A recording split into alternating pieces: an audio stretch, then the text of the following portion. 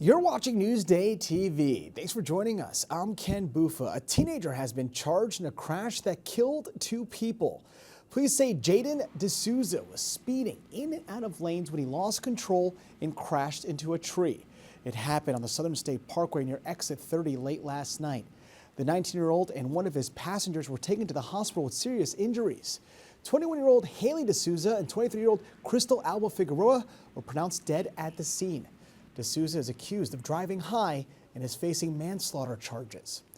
And the Board of Regents is looking to streamline the process of suspending teachers accused of sexual misconduct. The new regulations could make it faster to take the accused teachers out of their classrooms until their cases are settled. Now, this comes as districts across Long Island are paying millions of dollars to settle hundreds of sexual abuse lawsuits. Now, if approved, the changes would take effect in May.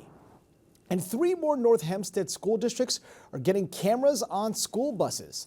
The town approved a deal with Bus Patrol America and the Herricks, Great Neck, and Sawahaka school districts. Starting this month, drivers who drive past school buses with a stop sign out will get ticketed. Tickets are $250 for your first offense and go up to $300.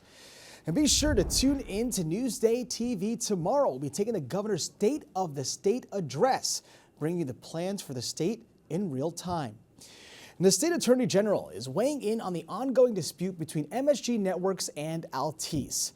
Letitia James says she is monitoring the situation to make sure the customers get what they are paying for. MSG, which carries Knicks, Rangers, Islanders, and Devils games, have been off of Optimum since January 1st due to a pricing disagreement. And a Holocaust survivor was honored in Merrick this morning.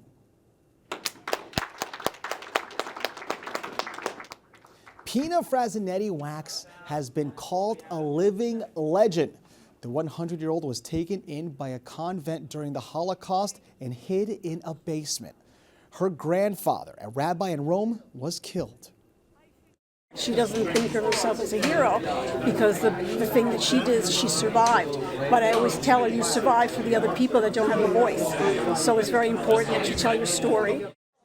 The Baldwin woman met her husband in one of the only phone booths in Rome. They both came to America and eventually settled on Long Island. And there are concerns that building a casino in Nassau County could harm wildlife in the area. Sherry Einhorn has a story you'll see only in Newsday.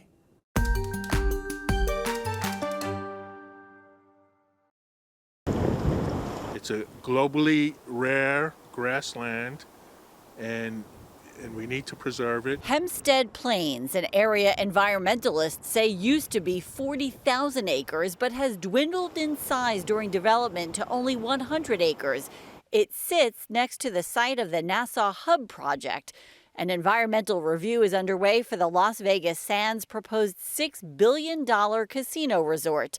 But environmental groups say the project could threaten the wildlife that lives here, including dozens of species of birds. The most important birds that we've lost from Long Island and that we hope we can restore by preserving this land would be birds like the short-eared owl, which is endangered in New York State, the upland sandpiper, and the eastern meadowlark. The company tells Newsday Sands has a long, well-documented history of environmental achievements and excellence in both development and operations at all of our properties worldwide. Several environmental groups are now asking the legislature to include protections for this area in the final draft of the project's environmental impact statement. How great would it be for historic purposes, for biodiversity purposes, for the future of that community and for public access? How great would it be if the area adjoining the hub could be permanently protected and restored? Democrats in the legislature say they have a moral and legal responsibility to protect the integrity of the area. Republicans in the majority say concerns about the area will be addressed after reviewing public comment. The deadline for submitting written public comment is January 21st. I'm Sherry Einhorn, Newsday TV. Now, to read more about the casino, go to Newsday.com, click Get More, below the Newsday TV video box.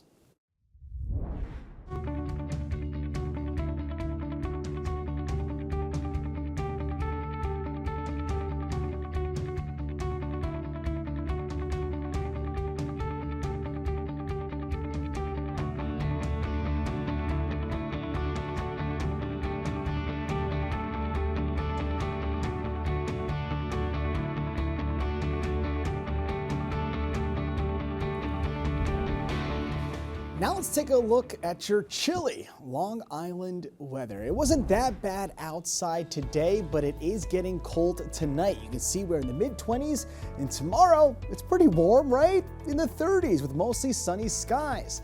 Now let's take a closer look at tomorrow to see how it's planning out. We have sun pretty much all day, but temps not going past 35, it looks like. And as for the 7-day forecast, well, we do have a lot of sun. That wind is finally gone. Saturday may be some rain, and Monday, we'll just see what happens on Monday.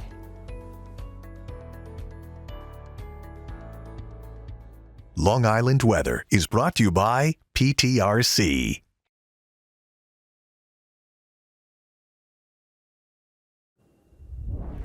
You're watching Newsday TV. I'm Ken Buffa. Thank you so much for joining us.